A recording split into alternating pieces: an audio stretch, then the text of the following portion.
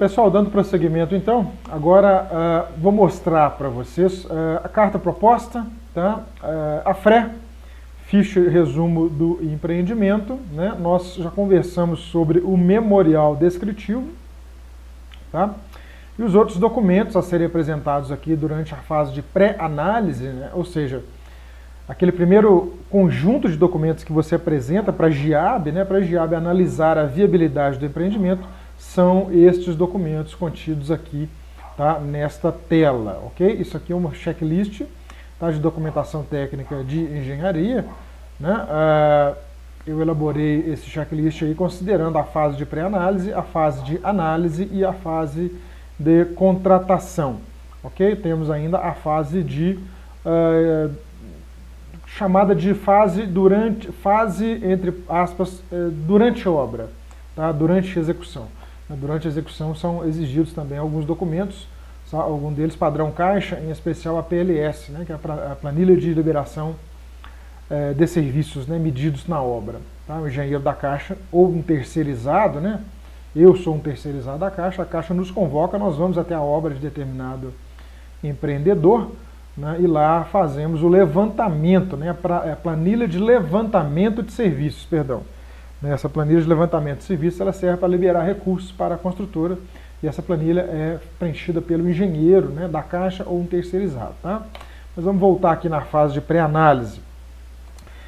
Cabe, neste momento, né, apresentar para vocês aqui a carta proposta, padrão da Caixa, tá? A FRE, tá? É o segundo item. Tá? Algumas observações aí sobre a matrícula do imóvel, tá? Item 4. E o memorial descritivo, item 8, nós já conversamos bastante sobre ele, né? E o item 9, vou falar um pouquinho sobre ele, ver se eu consigo mostrar para vocês aqui uma planilha, quadro 1 e 2 da NBR preenchidos, tá?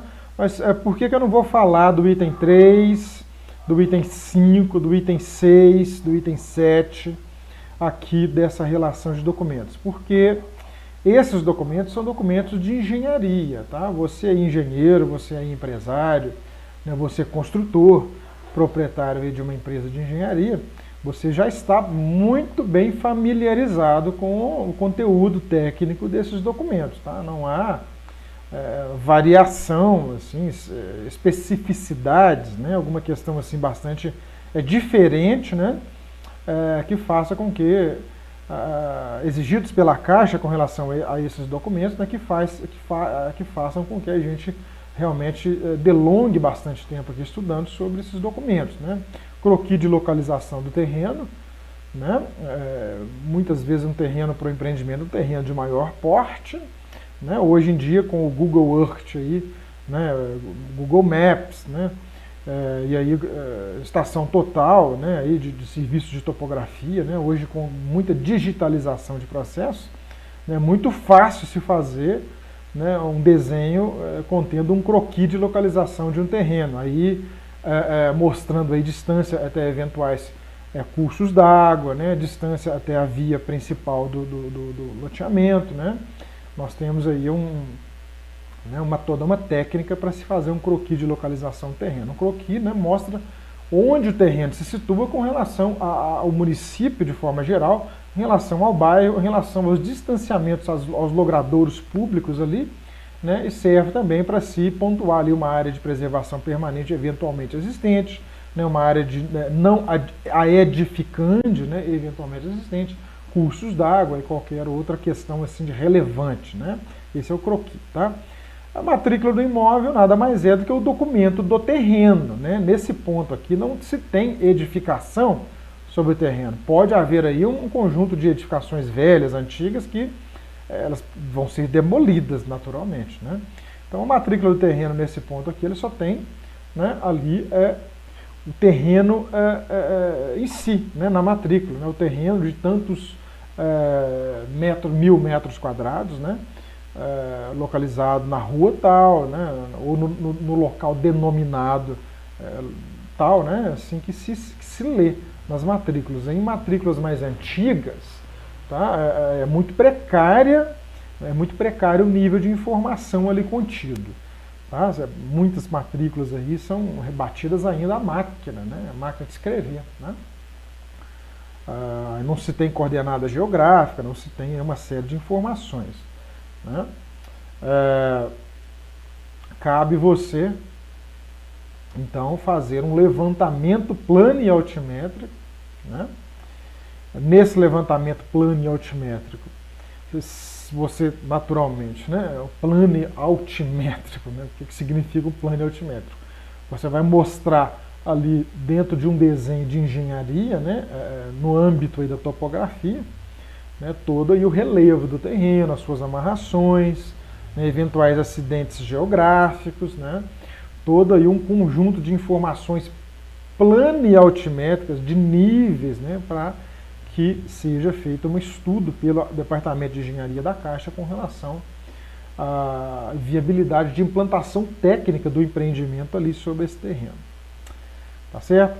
O levantamento plano altimétrico, no meu caso, se eu já vou pagar para fazer um levantamento plano altimétrico de determinado terreno, eu também pago para fazer o levantamento topográfico desse terreno, principalmente se o terreno, né, for a matrícula desse terreno for uma matrícula antiga, onde se tem ali, começa, né, geralmente você lê assim, o terreno tem o seu vértice inicial na esquina da rua tal. Às vezes a rua nem existe mais, a edificação que está lá de referência nem existe mais. Então é prudente se fazer a contratação de um levantamento topográfico do terreno, né, descritivo topográfico, acompanhando, né, o levantamento plano e altimétrico, são os dois profissionais que irão fazer, né, quando não há uma descrição satisfatória na matrícula do terreno que descreva esse terreno de forma fidedigna à realidade, tá? Realidade fática, né? Agora, em matrículas mais recentes, né, tem todo um trabalho de topografia ali, coordenadas, né, você simplesmente pega aquelas coordenadas, joga num sistema informatizado aí, né, e ele já te mostra o terreno todinho lá, né, no local dele. Então você só printa aquilo ali e apresenta, né? Então quanto mais informações tiver, melhor. Tá? Lembrando que o terreno, né, ainda falando aí do item 4, matrícula do imóvel, deve estar livre aí de desembaraçado, sem gravames sobre ele, né, sem penhora, sem gravames de natureza judicial ou fiscal, né, que venham a recair sobre o terreno. Ele tem que estar livre e desimpedido. Tá? É prudente também fazer uma pesquisa sobre a chamada pesquisa vintenária, salvo engano esse nome mesmo, pesquisa vintenária, que é um histórico de propriedade, né, dominial, chama histórico dominial de propriedade, dos últimos 20 anos. Tá? Então você manda pesquisar, né, se existem ações trabalhistas, né, pendências judiciais, dívidas, né, tanto no meio civil quanto no meio fiscal, né? Às vezes o governo também penhora as coisas das pessoas que têm dívida tributária. Tá? Então pesquisa para você não ter surpresa lá na frente. Tá? Projeto de implantação e arquitetônico do empreendimento, né? Padrão de prefeitura mesmo sem aprovação. Tá? Não é qualquer desenhinho que você vai apresentar. Tá certo? Um desenho padrão prefeitura, ele tem fachada, ele tem cortes, ele tem implantação, ele tem situação, né, ele tem aí planta baixa dos pavimentos, né, quando o pavimento é tipo, né, você engenheiro está cansado de saber disso, né, um edifício aí com garagem, subsolo, garagem, pilotis, 3, 4, 5, 10 pavimentos tipo, né, uma planta do pavimento tipo, ela cobre todas as outras, ok? Planta de cobertura, né, enfim. Todo um desenho de prefeitura, tá? Não é um anteprojeto, um croquis, um rascunho, um estudo, uma análise, nada disso. É um desenho padrão, né? O mesmo padrão que é exigido para aprovação da prefeitura, ok?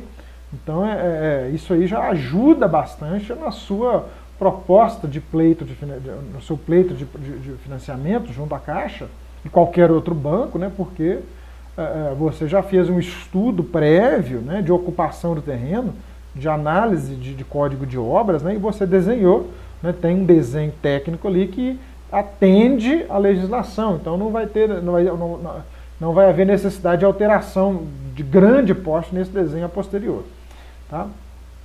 Layout das unidades padrão é adaptado. O layout é o desenho interno, tá, da unidade, da casa ou do apartamento. Desenho interno, mostrando ali o mobiliário, tá, mostrando ali a cozinha, né, mostrando os banheiros, né, a localização dos aparelhos sanitários, da pia da cozinha, né, uma área ali de circulação padrão, né, chamada módulo 1 de circulação, lá na lei, lá na norma 9050 de acessibilidade, né, você tem que deixar um determinado número de unidades no empreendimento para pessoas que são portadoras de necessidades especiais, de locomoção, né, enfim, uma série de questões, né, contidas na NBR 9050.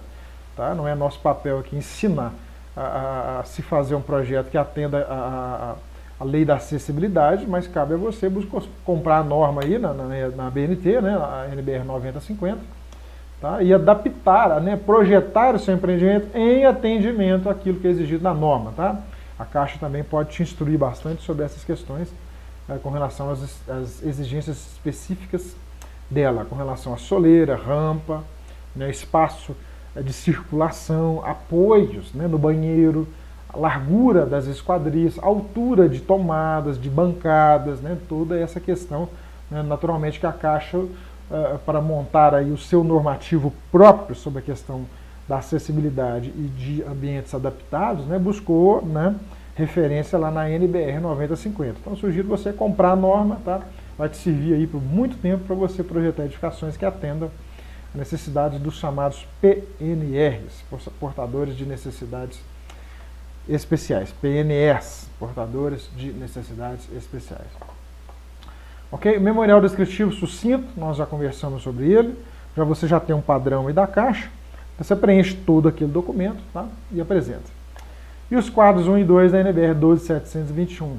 Esses quadros da NBR 1 e 2 você paga aí 300, 400 reais para um profissional preencher esses quadros para você. Tá? Tem muitos profissionais no mercado que são especialistas em cálculo de NBR 12721. Tá? São muitos quadros, então o cálculo dos quadros é um pouco complexo para quem nunca viu, tá? Mas se você comprar a norma também, a 12721, estudar a norma e aprender a fazer, você tem aí você faz para toda a sua vida.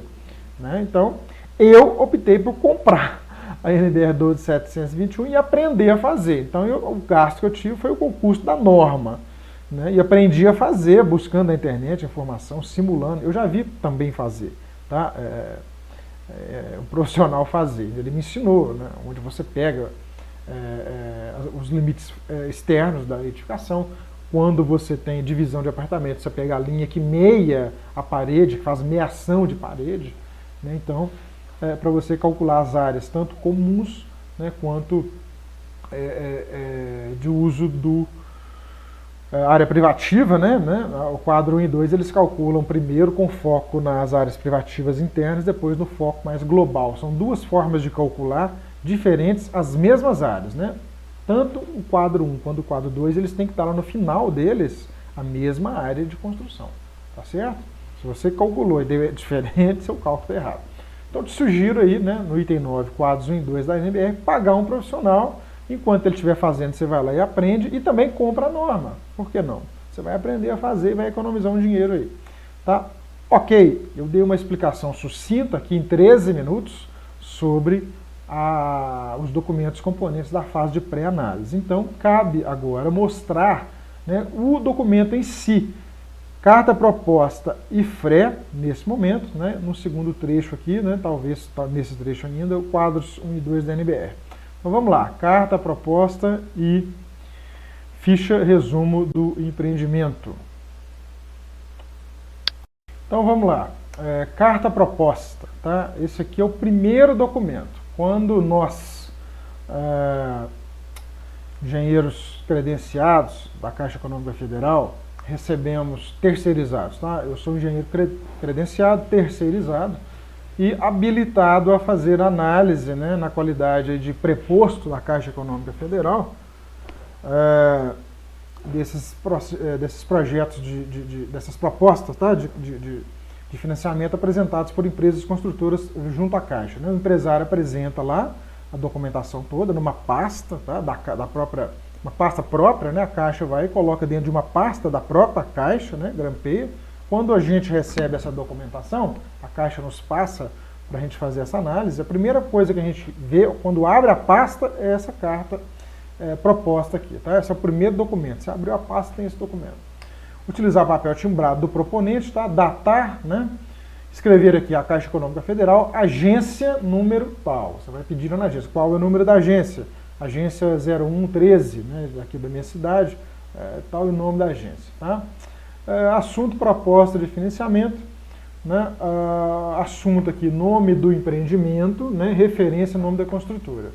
Assunto, proposta de financiamento. Nome do empreendimento, condomínio Rei Pelé, por enquanto. Condomínio Fred Mercury, por exemplo. Né? Condomínio Dercy Gonçalves. Né? Tem cada nome por aí que você não acredita.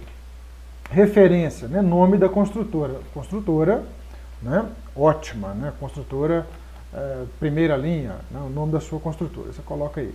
Tá certo? Muito simples, tá certo? Isso que eu estou até fazendo, brincando um pouquinho, para distrair um pouquinho, né? Vamos lá então. Senhor gerente, solicitamos financiamento para a produção de unidades habitacionais com recursos descrever a origem dos recursos, tá? Para empreendimentos Minha Casa Minha Vida, a fonte de recursos veio do FGTS, tá? E do Fundo de Arrendamento Residencial. Tá? Para empreendimentos aí de maior valor, né, cujo valor de venda das unidades ultrapassa os limites do Minha Casa Minha Vida, nós temos aí a fonte chamada SBPE, tá? Sistema Brasileiro de Poupança e Empréstimo. Nada mais é do que a tradicional poupança brasileira. Ok? Então nós temos essas fontes de recursos. Tá? Então você escreve aqui, pergunta lá ao seu gerente, né, qual é a fonte desse recurso para o meu empreendimento, o meu padrão de venda, o meu valor de venda vai ser X, o empreendimento está localizado em tal área da cidade, ele vai o seu gerente de relacionamento ele vai te dar essas informações, ok? CGC da construtora, CGC quer dizer CNPJ, ok? Antigamente se chamava CGC. CNPJ da construtora, aqui nesse campo, endereço da construtora, município da construtora, o nome de contato, né? Não coloca aí a secretária, o estagiário, tá? Coloca uma pessoa que vai saber conversar, né, com a pessoa de relacionamento lá na Caixa, lá na agência, tá? Uma pessoa que está inteirada sobre o empreendimento, né, e que está à disposição para ser o preposto da construtora frente às tratativas lá dentro da Caixa. Tá bom? Telefone da construtora, o CEP da construtora, o valor do pedido, tá? Aqui daqui a pouco eu vou te mostrar de onde você vai tirar esse valor. Tá? O nome do empreendimento, né? Endereço do empreendimento, município, CEP, número total de unidades, número de unidades já comercializadas, ok? Unidades em carteira de autofinanciamento, né? Aquelas que você vai conduzir aí com o seu recurso próprio, né, ou através da captação de recursos via contratos de sociedade por conta de participação. Você está vendo a importância dessa questão das sociedades por conta de participação? Né? Unidades, porcentagem de obra realizado, tá? Data da medição do primeiro realizado. Tá? Nesse caso aqui, a data da medição do percentual realizado, quando você decide, por exemplo, pleitear um novo financiamento, um complemento, tá, dentro de um contrato já existente, tá, junto com a Caixa. Então a Caixa já foi lá e já mediu, já te liberou algum recurso. Tá certo? Ou, né, você está apresentando uma proposta a primeira proposta de um empreendimento, né, então você mesmo já fez a medição. Então você aferiu na data de 30 dias antes da apresentação da proposta que você já tinha 20% da obra executada, tá? E valor global pleiteado, tá certo? Então nós temos essas informações aqui a serem apresentadas, tá? Aqui ainda você deve assinar, né? O responsável legal pela empresa, tá? Não é um engenheiro, não é ninguém, ninguém assim com um cargo, né, dentro da empresa, é o representante legal, tá? Não é o diretor, o gerente, é o representante legal. Se o diretor e o gerente tiver uma procuração para assinar, então ele assina, tá? Isso aqui é um documento que deve ser proposto pelo sócio-diretor proprietário legal, né, juridicamente habilitado, né, da empresa construtora. Tá? Então, a gente vai estudar agora a FRE, tá? A ficha resumo do empreendimento, onde todos esses dados, aí, principalmente financeiros, tá? Eles devem ser apresentados, ok? Eu vou abrir aqui então a FRE, a planilha de Excel. Então, eu vou dar uma pausa aqui e vou mudar o formato aqui do vídeo, tá bom? Ok? FRE, ficha resumo do empreendimento. Tá? Essa aqui é a capa da FRE, tá? O segundo documento que consta, né, no book, né, na pasta do processo.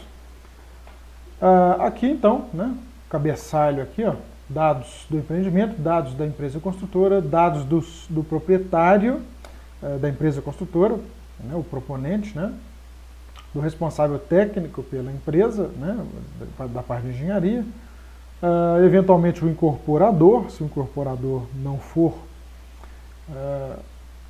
o próprio construtor, né, os mesmos dados. Proprietário do terreno, né, aí se for a construtora, né, coloca a construtora, novamente se repete os dados da construtora, se for um terceiro, você coloca o nome do terceiro, tá bom?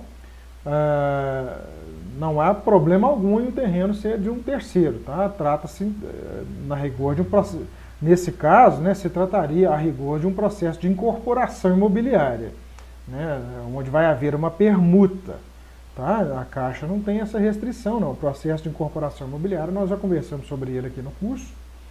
Você sabe como que se trata, né, do que se trata o processo de incorporação imobiliária. Né? No caso do processo de incorporação imobiliária, onde há permuta, né, que é o caso aqui, figura, né, um terceiro, né, como proprietário do terreno. Então, todos esses dados aqui, né, dados mais cadastrais mesmo. Né, aqui, né, você pode escolher aqui, ó, né, tem aqui as opções, o box aqui. Né, esta FRE refere-se a um módulo, sim ou não? Né? Existem empreendimentos que têm vários módulos. Né? Então, você tem que referenciar aqui qual módulo que é, se for um empreendimento com mais de um módulo, né, e esses módulos forem ser executados, né, em etapas. Primeiro se contrata o módulo 1, se vende, se produz, se entrega, depois se passa para o módulo 2, de determinado empreendimento. Tá? Nome do módulo que você coloca, se for o caso. Né? Se for um empreendimento com apenas um módulo, você vê que quando você marca a opção não, ele já some aqui o dado a informação que ele te pede, né, se for sim. Né? Se for sim, ele já te pede o nome do módulo. Segundo módulo, né, do empreendimento edifício Fred Mercury, né, condomínio Fred Mercury, né, alguma coisa assim. Tipo do empreendimento, escolha, né, condomínio ou loteamento. Tá? Você pode fazer as duas coisas. Opção com loteamento. Né? Vamos supor que você, condomínio, perdão, vamos supor que você está fazendo aí um condomínio de casas, né? Um Alphaville, né? Você é um cara arrojado aí, quer fazer um empreendimento de alto valor, né? Um Alphaville, então, composto aí de 35 casas de alto padrão dentro do empreendimento. Aqui zero, aqui zero, né? E aqui zero. Então são 35 casas, né? O Alphaville, né? Aqui você vai descrever. Tá? Aqui é redação mesmo. Tá? Mais ou menos assim que eu costumo ler. Né? Normalmente eu também escrevo dessa maneira em processo aqui para quem eu dou consultoria.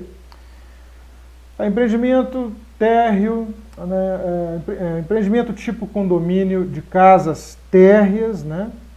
Composto por 35 lotes, nos quais serão edificadas 35 casas, né, de mesmo padrão e tipologia, tá, descrevendo o último aqui, né, a serem edificados dentro de um terreno com área de tantos mil metros quadrados, né, em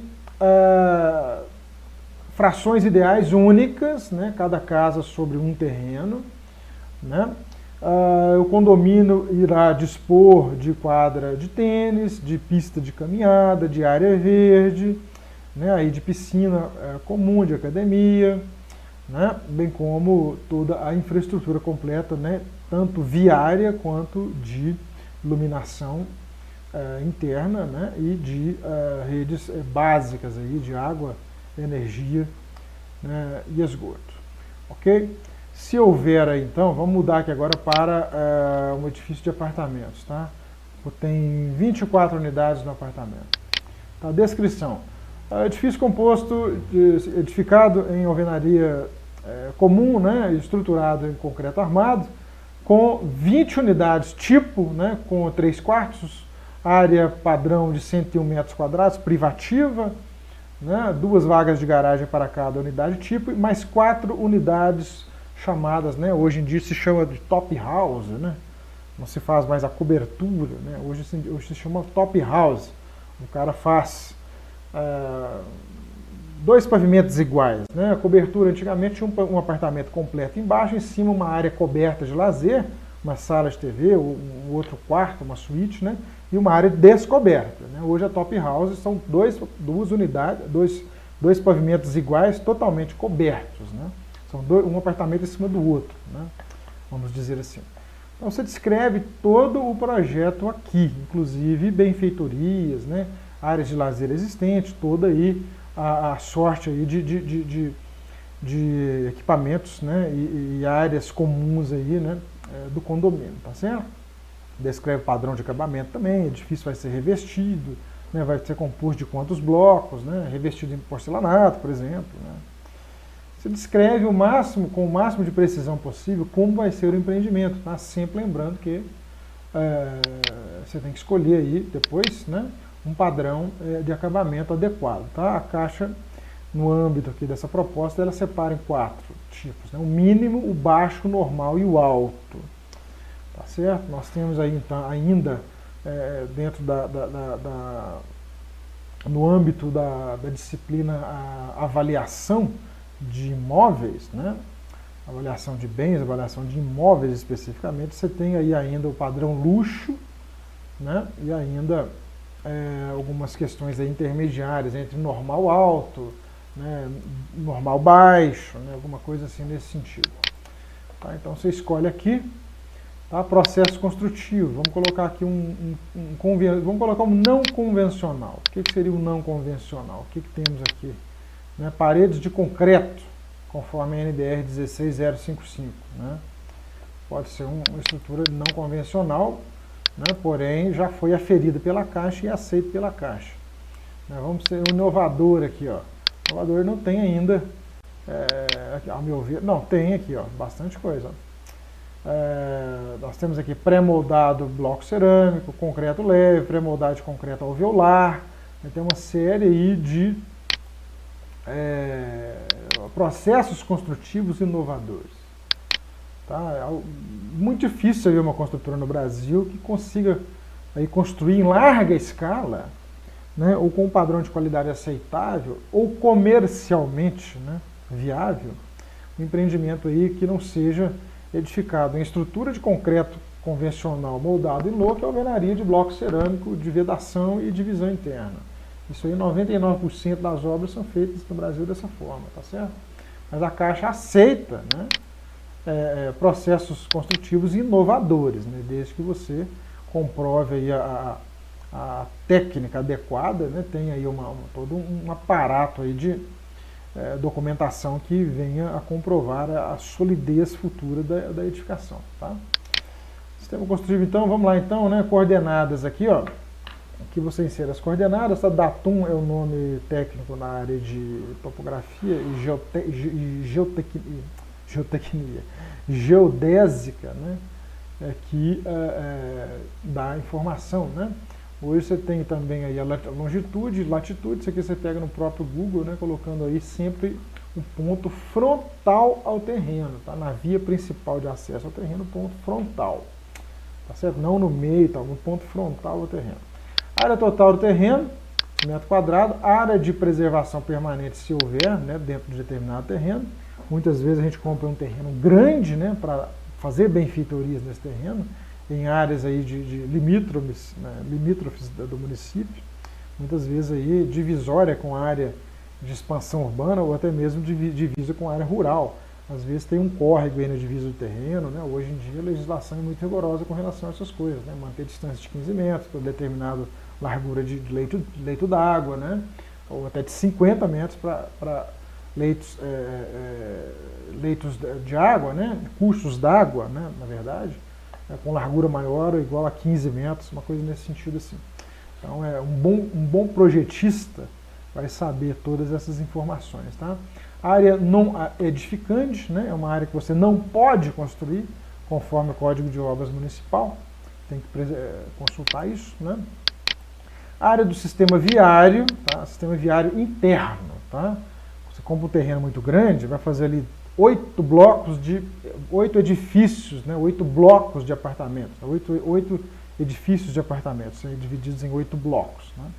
Mais ali uma área de lazer interna, né? Um salão de festa, uma piscina e tal. Ali você tem ali, então, o que sobrou, né? Você tem que ter ali uma área de acesso, né? Chama área viária, né? O carro vai passar ali, ele tem que entrar, ele tem que chegar no bloco dele, tem que ter o estacionamento lá. Tem edifícios aí de padrão médio-baixo, alguma coisa nesse sentido aí, apartamentos aí de 150, 200 mil, né? Aqui na minha região, naturalmente, né? Existem estacionamentos frontais aos edifícios, né? O edifício ele não tem pilotiza. O primeiro pavimento de apartamentos ele já é no térreo, não tem pilotias, começa no segundo pavimento os apartamentos, né? Então você tem que prever todo esse sistema viário e de manobra e de estacionamento e de circulação dentro do empreendimento, tá certo? Áreas de praças, áreas verdes, também você tem que contabilizar isso aí, né? Há jardins, né? Áreas permeáveis, né? Uma eventual floresta que você deixa lá, né? Ornamental, tá? Não a área de preservação permanente, que é floresta natural, mas você pode montar ali um jardim, uma coisa bonita ali, né? Isso também é a área a ser considerada aqui. E a área de outros equipamentos, né? A área de depósito de lixo, guarita, área de recepção, área de depósito de material de limpeza do próprio condomínio, área de administração do condomínio, né? Tudo isso aí deve ser colocado conforme o projeto, tá?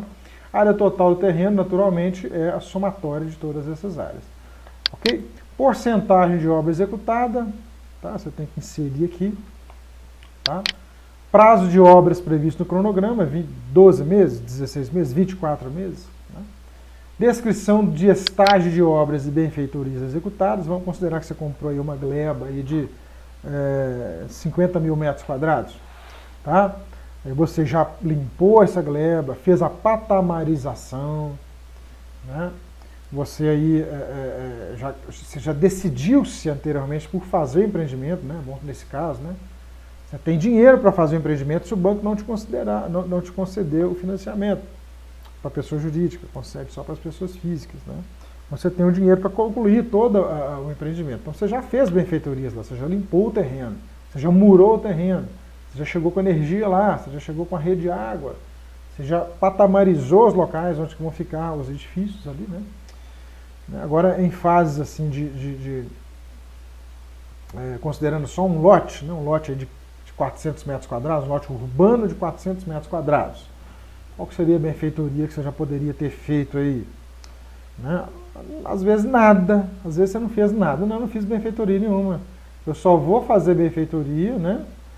Sua estratégia, eu só vou fazer benfeitoria, fazer obra nesse terreno, né? Contenções, né? Terraplenar, limpar, seja lá o que for, rebaixar, fazer perdão, murar, né? Tudo isso aí você vai fazer somente se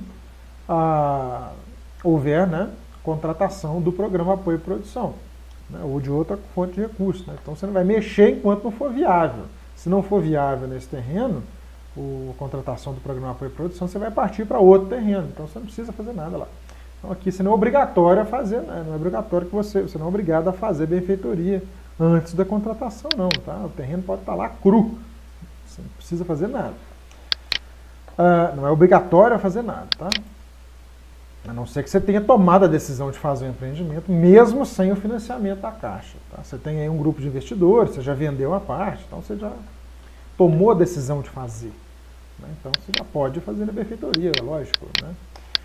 Só um parêntese, quanto mais benfeitoria você fizer, quanto mais percentagem de obra você já tiver executado, benfeitoria estiver feito, mais fácil é você vender o empreendimento. Tá? Maior valor você pode cobrar também pela unidade. Tá? Então, você começa com um determinado valor, por exemplo, 100 mil, chutando aqui, 100 mil para ficar redondo, né? Quando o terreno está lá cru. Você lançou, botou a placa, vende-se unidades na planta, 100 mil reais. Proposta, condições especiais para venda na planta. Você reservou 2 unidades, vendeu. Aí você foi, limpou, fez a garagem, subiu a primeira laje, você já pode vender por 115, 120. Né? Então você já pode fazer nessa escala, e à medida que você for produzindo, você vai cobrar mais caro, claro. Né? Aqui, esses 2 itens aqui, área total de construção do empreendimento, total da coluna 37, e área total equivalente do empreendimento, né? Aqui, ó, coluna 37, coluna 38, esses dados são retirados lá da aba 1 e 2, do quadro 1 e 2 da NBR 12721. Tá certo? Você vai lá na coluna 37, no final tem um somatório, perdão, você tira lá esse dado, né, insere aqui, né, metro quadrado, tá? Embaixo também. Agora aqui, né, você tem aqui que realmente copiar os dados lá da planilha, tá? Dos quadros da NBR 12721, aqui você tem a coluna 23, área privativa real, área privativa equivalente na coluna 24, na coluna 37, área total real, tá? E área total equivalente na coluna 38, tá? Aqui colocando aqui todas as áreas calculadas lá, para cada tipologia. Tipologia é o seguinte, você tem num determinado edifício, no mesmo edifício, você tem 2 tipos de apartamento, um de 2 quartos e um de 3 quartos. Então você tem 2 tipologias, tipologia 1 e tipologia 2. Correto? Se tiver 30 tipologias, 30 tipos de unidades dentro de um apartamento, de um edifício, né, você vai colocar lá, dentro de um empreendimento, né, você vai colocar uma por uma. Tá? A quantidade dessas, vamos supor que você tem 5 unidades de apartamento de 2 quartos. Tá, apartamentos, 2 quartos. Ok? Essa aqui é a tipologia 1. Você tem 5 unidades dela. Ok? Área privativa real. Você vai lá e copia. Tá? Valor de venda proposto. Valor de venda proposto. Ah, mas como que eu vou saber o valor de venda? Nós temos uma técnica, tá? Nós engenheiros de avaliações, nós temos uma técnica para saber o preço mais provável de venda, né, dentro aí de uma certeza, né, uma certeza, né, de que 95% das unidades à venda naquela região vão ser vendidas pelo preço X. Tá certo? Isso aí a gente considera dentro da estatística, né, o valor central, mais ou menos 3 desvios padrões para cima ou para baixo. Né? Quer dizer que até 95% das observações de mercado, né, daquelas unidades que estão à venda no mercado naquela mesma região, com a mesma tipologia do que você está propondo, elas são vendidas pelaquela faixa de preço. Tem o mínimo e tem o máximo. Tá? O valor de venda você pode colocar o que você achar mais adequado. Vamos supor que você quer vender por 250 mil. É claro que você é um empreendedor já experiente, né, você sabe que naquela região o valor do apartamento igual você vai produzir é de 250 mil. Você já pode ter tido a experiência de um empreendimento anterior que você fez, você vendeu por 250 mil. Então você não precisa realmente fazer um trabalho aprofundado de avaliação de imóveis, né? Valor mais provável. Eu faço porque eu sou engenheiro de avaliações. Né? E para eu prestar as minhas consultorias particulares para outras pessoas, eu sou engenheiro de avaliações enquanto prestador de serviço da Caixa. Tá? Mas enquanto prestador de serviços para terceiros, para as pessoas que fora do âmbito da Caixa, terceiros, clientes, né? Então, eu faço um trabalho completo de avaliação de valor de mercado, né? da tipologia que vai ser produzida pelo empreendedor. Né? Então, no mínimo aí 70% de certeza, tá? No mínimo, né? Com 70% de certeza aí, grau 3 da norma 14653, né? A norma de avaliações. Tá? Então aqui você viu que a planilha já calculou, né? 1.250.000, né, é o VGV. VGV nada mais é do que o valor geral de vendas dessa tipologia, tá certo? Então aqui nós temos aqui 1.250.000, vamos colocar mais 10 unidades, tá? Apartamento de 3 quartos. né? Vamos supor aqui, ó, que ele custa 350 mil. Né? Então você já tem aqui mais 3 milhões e meio de receita. Né? Então vamos supor que esse aqui é o seu empreendimento, é esse aqui, ó. Vamos colocar 10 aqui também.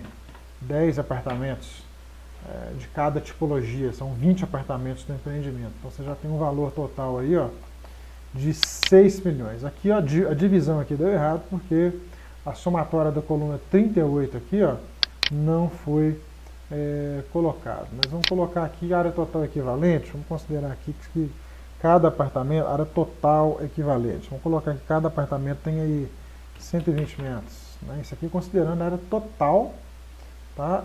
Equivalente. Tá? Ali colocou, aqui na verdade, tem que ser 1.200. Tá?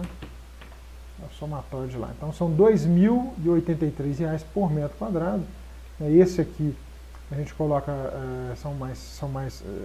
a área total equivalente, tá? Você deve estar pensando em apartamento de 2 quartos com 120 metros, né? Mas na verdade o apartamento deve ter aí algo em torno de 70 metros quadrados de área privativa, área interna, né? Você tem que somar a garagem, você tem que somar a área comum, né, que é rateada entre as unidades, né? Outras áreas, né, do empreendimento que são divididas por unidades, né, em função da sua fração ideal. Tá? Então soma-se a área interna do apartamento mais uma somatória de áreas externas aí, tá? Áreas comuns. Tá? Isso dentro da norma 12.721 você consegue aprender com facilidade. Apartamento de 3 quartos, eu vou colocar 140 metros. Como são 10 apartamentos, 1.400 metros. Nós temos ali o custo de 2.500 por metro quadrado para fazer. Tá? Então isso aí é calculado automaticamente. Tá certo? Só mudar aqui um pouquinho, ó. Colocar aqui 280, não, vamos colocar 310. Né? Tá vendo que, perdão, vamos voltar. Vamos colocar 380, 2.700 e pouco, vamos colocar, só para ficar, eu quero ver a conta ali como é que está sendo feita, 1.700 e pouco, vou colocar 300 mil, 2.142, 280 mil, R$2.000 por metro quadrado. Né? Para ter um apartamento de 3 quartos, você pagaria R$30 mil a mais?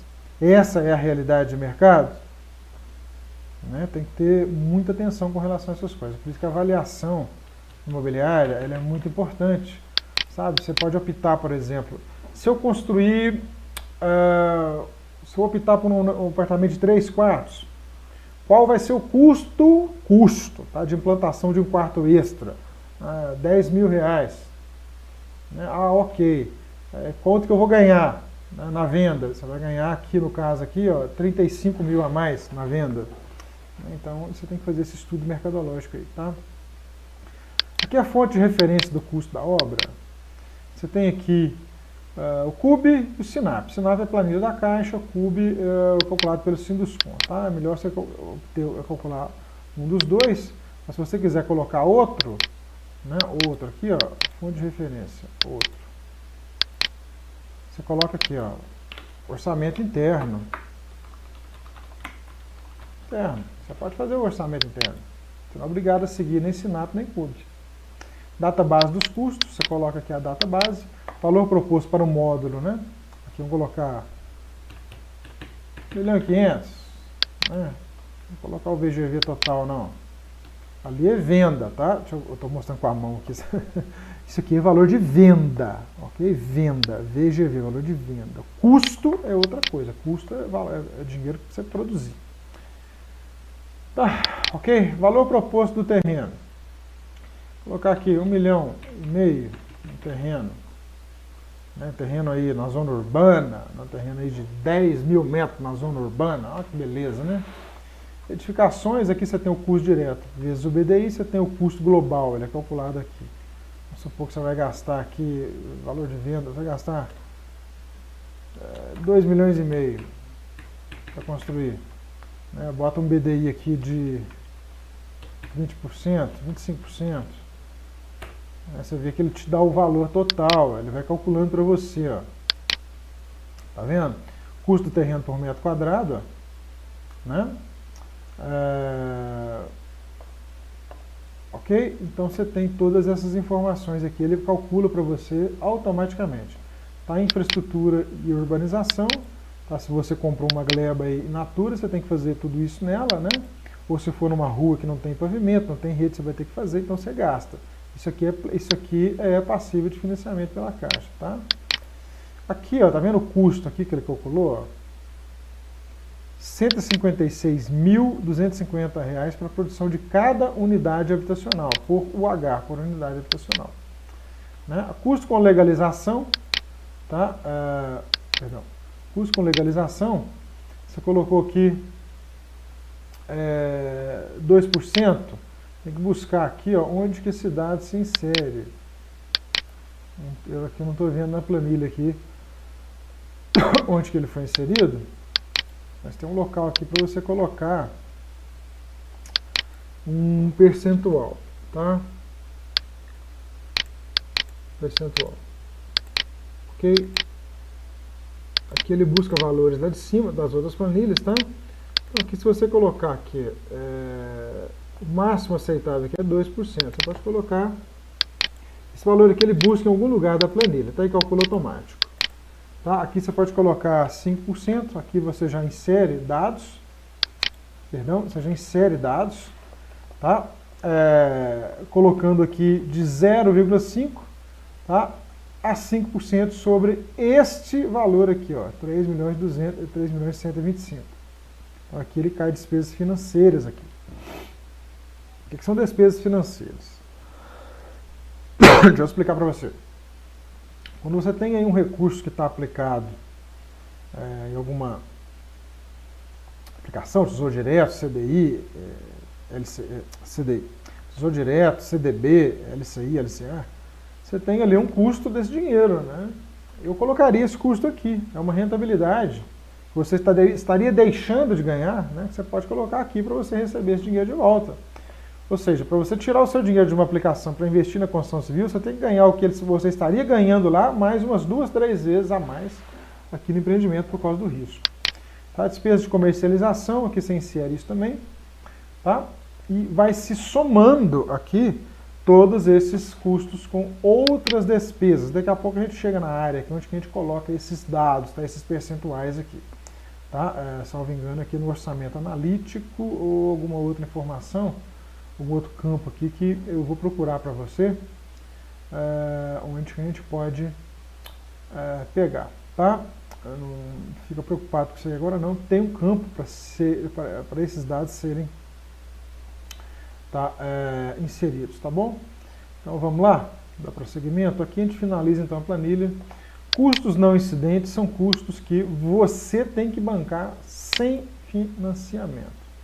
Tá? A Caixa não vai financiar determinados serviços necessários, por exemplo, contenção de um talude muito grande, de um barranco, né? Retirada de terra, comprou aqui na minha cidade, aqui tinha um terreno aqui num bairro muito bacana aqui, todo o bairro foi edificado sobre esse terrenão grande lá, com uma montanha de terra em cima de uns 40 metros de altura. Nenhum construtor animou a tirar isso aí. O dono do terreno não queria ceder no valor, então ficou lá esse terreno lá. Né? Então isso aí é um custo não incidente, você tem que ir lá tirar aquilo lá, né? Fazer ali uma contenção das edificações que estão ali nos limites do terreno, né? Então tem todo um custo, né? Não incidente, né? Cada GIAB, né? Cada gerência habitacional, cada regional tem aí um critério, né? Sugiro você conversar lá com o seu interlocutor lá de relacionamento na agência o cara não é especializado, mas na GIAB tem engenheiros lá que são muito bem capacitados para te dar esse tipo de informação, o que é incidente e o que não é. Daí aqui é aporte financeiro, nesse caso aqui aporte financeiro é mais direcionado aqui para